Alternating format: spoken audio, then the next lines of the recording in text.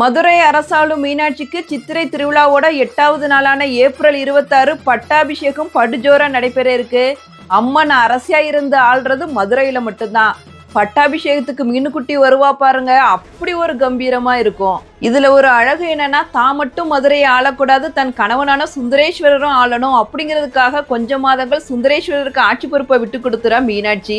பெண்களோட மனசே அப்படித்தான். கோலாகலமா நடைபெறுகிற இந்த விழா விக்னேஸ்வர பூஜையுடன் தொடங்கும். அம்மனுக்கு பூஜைகள் நடத்தப்பட்ட பின் வைர கற்கள் பதிக்கப்பட்ட ராயர் கிரீடம் எனப்படும் வைர கிரீடத்திற்கு புனித நீர் அபிஷேகம் செய்யப்படும். இந்த கிரீடம் கிருஷ்ணதேவராயர் அவையில அமைச்சராக இருந்த அப்பாச்சி ராயர் அப்படிங்கிறவரால நன்கொடையாக மீனாட்சி அம்மனுக்கு வழங்கப்பட்டது. அதனாலதான் இந்த கிரீடத்துக்கு ராயர் கிரீடம் அப்படிங்கிற பெயரும் வந்துச்சு. அம்பாளுக்கு முடிசூட்டுவதற்காக ராயர் கிரீடமும் செங்கோலும் அணுக்கை விநாயகர் சந்நிதியிலிருந்து கொண்டு வரப்படும்.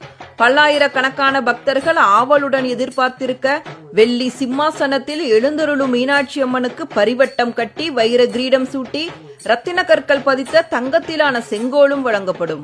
மீன் கொடியும் மீனாட்சி அம்மனுக்கு உரிய வேப்பம்பூ மாலையும் மகிழம்பூ மாலையும் அம்பாளுக்கு சூட்டப்படும். மீனாட்சி அம்மன் பட்டத்திராணியா முடிசூட்டிட்டு வெள்ளி சிம்மாசனத்துல கம்பீரமா அமர்ந்து வலம் வரத பார்க்கிறப்ப மெய்சிலிர்த்து போயிடும். அன்னையும் அவளே, அரசியும் அவளே, அம்மனும் அவளே, அனைத்தும் அவளே, அன்பே சிவம்.